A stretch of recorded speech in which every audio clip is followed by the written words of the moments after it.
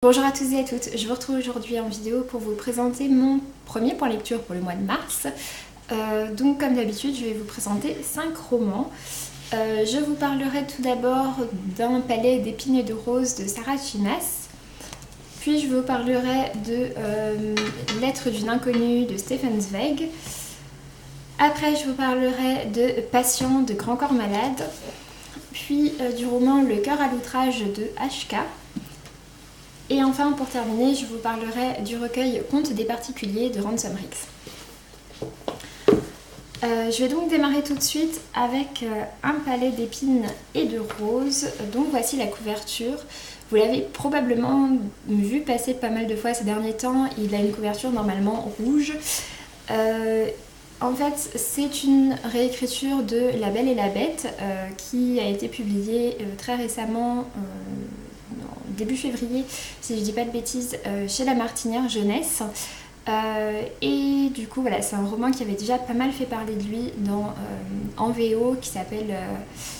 je me souviens plus. A Court of quelque chose. Du coup, ouais. C'est un roman qui me tentait bien. Sarah J. Maas est également déjà connue puisque c'est elle qui est l'auteure de la série Kéléana, qui est une série également de fantasy adolescente que je n'ai pas encore lue mais que je compte lire. Et du coup j'ai voulu me laisser tenter par un palais d'épines et de roses et par cette réécriture de La Belle et la Bête. C'est une réécriture qui s'inscrit dans la littérature adolescente bien qu'elle soit quand même assez violente. Et surtout, elle s'inscrit beaucoup dans la fantasy. On retrouve en fait pas mal de codes de la fantasy qui sont pas forcément présents dans La Belle et la Bête, enfin dans le conte, dans le Disney, dans ce qu'on veut. Ou en tout cas, c'est plus poussé. Il y a l'histoire de la malédiction, mais il y a aussi toute une histoire. En fait, ce sont des faées. Il y a, voilà, ça se passe vraiment. C'est vraiment inscrit en fait dans de la fantasy. Et comme je disais, c'est un roman qui est plutôt très sombre et très violent, avec pas mal de passages plutôt sanglants et certains un petit peu flippants aussi. Enfin, en tout cas, voilà, pour ma part, ce sont vraiment des éléments qui m'ont surprise dans cette réécriture de La Belle et la Bête, mais sont des éléments que j'ai beaucoup apprécié voir parce que j'avais peur de, du coup, connaître un peu trop l'histoire d'avance. En l'occurrence, bon voilà, il y a certains aspects, on sait qu'ils vont se passer, mais il y a également beaucoup de choses qui sont nouvelles et qui ont été ajoutées par Sarah J. Maas. Et pour ma part, j'ai trouvé que c'était de très bons ajouts et les modifications aussi qui étaient faites, je les ai trouvées très justifiées et très bien faites. Donc vraiment, c'est un roman que je vous recommande. Et que j'ai beaucoup apprécié pour ma part. J'ai même eu un petit coup de cœur. Pourtant le début j'avais eu un petit peu de mal à rentrer dedans, mais une fois que je suis rentrée dedans, vraiment c'est un roman que j'ai pas pu lâcher et je lui ai mis la note de 19 sur 20. Ensuite, j'ai donc lu Lettres d'une inconnue de Stefan Zweig. Pour ma part, je l'ai lu à travers cette grosse édition qui regroupe 16 romans de Stefan Zweig. Donc c'est un ouvrage que j'ai acheté chez France Loisirs. C'est une collection qui propose des livres absolument sublimes autour de grands auteurs. Et du coup voilà, j'avais jamais lu de Stefan Zweig. Je me suis dit que c'était quelque chose auquel il fallait remédier.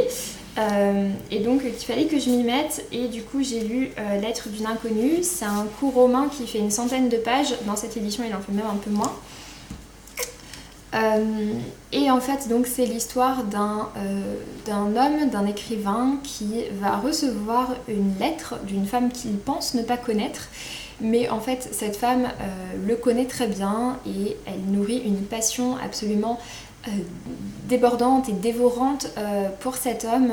C'est une passion qui n'est absolument pas contrôlée et qui la ronge finalement, qui l'empêche de vivre complètement. On voit que toute sa vie est vraiment dévouée à cet écrivain dont elle est complètement fan, et ce depuis toute petite.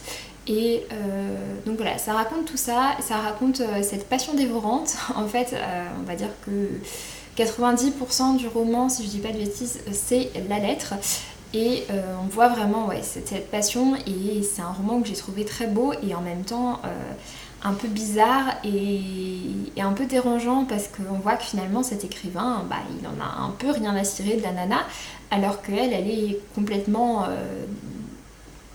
omnibulée par lui, quoi. Et du coup, c'est un roman que j'ai vraiment bien aimé, qui m'a donné très envie de continuer à lire les ouvrages de Stefan Zweig. Pour ma part, c'est celui que j'avais le plus vu revenir quand on parlait du premier Stefan Zweig à lire, celui pour découvrir l'auteur. Du coup, c'est pour ça que j'ai commencé par celui-ci. Mais je continuerai avec grand plaisir parce que c'est une plume que j'ai vraiment beaucoup aimée. C'est toujours un peu compliqué de noter les classiques, mais en tout cas celui-ci je l'ai beaucoup aimé. Du coup sur Livre Addict je lui ai donné la note de 17 sur 20. Ensuite j'ai donc lu Patient de Grand Corps Malade. En fait il n'y a pas vraiment de couverture. Les couvertures qu'il y a sinon c'est juste soit avec Grand Corps Malade dessus, ou soit celle du film, puisque donc le film est en salle actuellement. Je ne l'ai pas encore vu, j'ai pas encore pris le temps de le voir. J'aimerais bien. Et en fait, donc j'ai lu ce roman parce que si vous avez vu ma dernière vidéo, Grand Corps Malade sera au Salon du Livre de Paris et j'ai juste très envie de le voir et de le rencontrer. Mes parents écoutent Grand Corps Malade, du coup c'est quelqu'un qui fait partie de mon paysage musical, on va dire, depuis vraiment longtemps. Et son roman Patient est sorti en 2006 je crois, donc il y a pas mal d'années de ça, et à l'époque j'étais un peu jeune pour lire ce roman. Mais je suis vraiment très contente d'avoir pris le temps de le lire. En fait, Grand Corps Malade est handicapé, mais il ne l'a pas toujours été. Il a eu un accident autour de ses 20 ans. Et cet accident lui a laissé de grosses séquelles, notamment motrices. Et en fait, donc, ce roman, ça raconte son passage dans son premier centre de rééducation, quand il a réappris à marcher, quand il a récupéré peu à peu son autonomie. Et voilà, ça parle de tout ça, ça parle du monde des handicapés qu'on ne peut pas... Enfin, qu'on ne connaît pas tant qu'on n'en fait pas partie. Et voilà, ça parle à travers pas mal d'anecdotes notamment. On voit toutes les petites choses auxquelles on ne pense pas quand on n'est pas handicapé. Et notamment sur l'autonomie. C'est un roman qui n'est pas du tout larmoyant, qui délivre un message d'espoir, j'ai trouvé, et qui comprend beaucoup de blagues. Et finalement, c'est un roman avec lequel, pour ma part, j'ai rigolé. C'est pas le sentiment principal, je vais pas vous mentir, mais il n'empêche que c'est un roman qui fait rire aussi. Et en tout cas, c'est pas un roman déprimant, c'est un très beau roman. Pour ma part, ça m'a beaucoup plu. Après, oui, je suis dans le milieu médical et du coup, je suis peut-être un petit peu plus sensible à ça.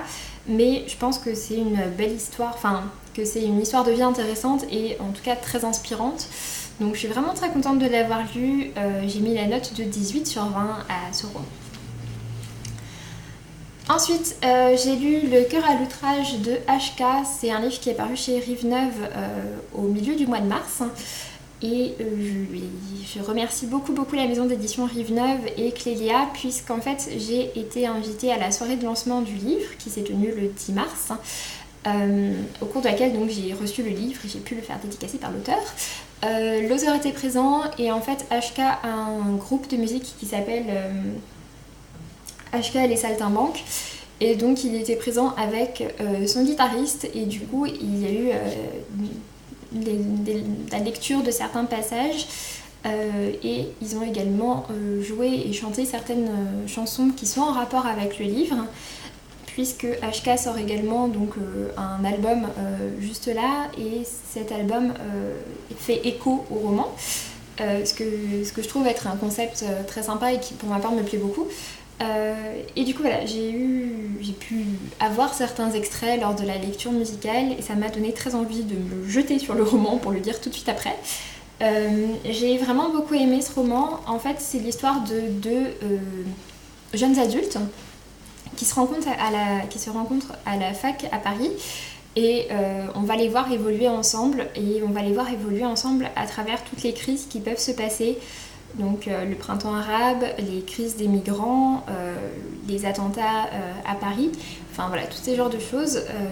Et on voit la construction de ces personnages dans cet univers-là et la construction de leurs relations entre eux.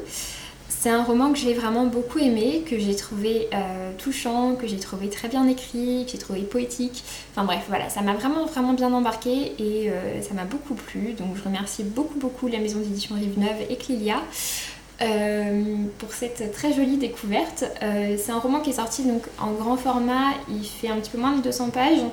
Il est vendu seulement 10 €, donc vraiment je vous recommande de le lire. C'est un roman qui à mon avis pourra plaire à un assez large public, qui pourra plaire aussi bien à des grands adolescents qu'à des personnes adultes. Donc voilà, pour ma part ça m'a vraiment bien plu et je suis très contente d'avoir pu le découvrir. Je lui ai mis la note de 17/20. Et enfin pour terminer, j'ai donc lu Contes des particuliers de Ransom Riggs. C'est un petit ouvrage qui vient accompagner la série Miss Peregrine et les enfants particuliers, qui est une série que j'ai beaucoup aimée et que j'ai surtout beaucoup aimée de par son univers et de par son ambiance, plus que par son histoire et ses personnages je pense. Et du coup voilà, j'avais envie un peu de prolonger cet univers, de prolonger cette ambiance, et c'est pour ça que je me suis tournée vers Contes des particuliers.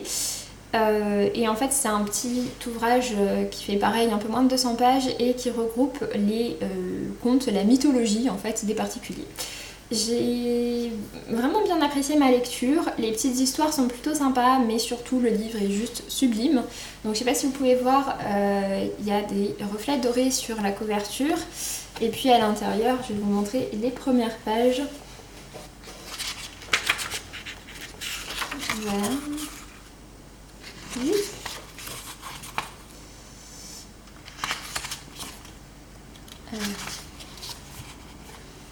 Et le sommaire, après l'entrepôt et voilà. Enfin pour ma part vraiment j'adore, et au début de chaque histoire ça se présente comme ça, donc il y a une illustration en forme de gravure et puis à côté l'histoire. Vraiment la mise en page est juste sublime. Pour ma part, voilà, c'est un livre que j'ai vraiment pris plaisir à lire parce qu'il est juste superbe. Il est vendu 15 €, ce que je trouve plutôt raisonnable vu que c'est vraiment un très bel objet livre. En VO, c'est un hardback avec une jaquette par-dessus. En français, c'est juste un hardback, il n'y a pas de jaquette, mais voilà.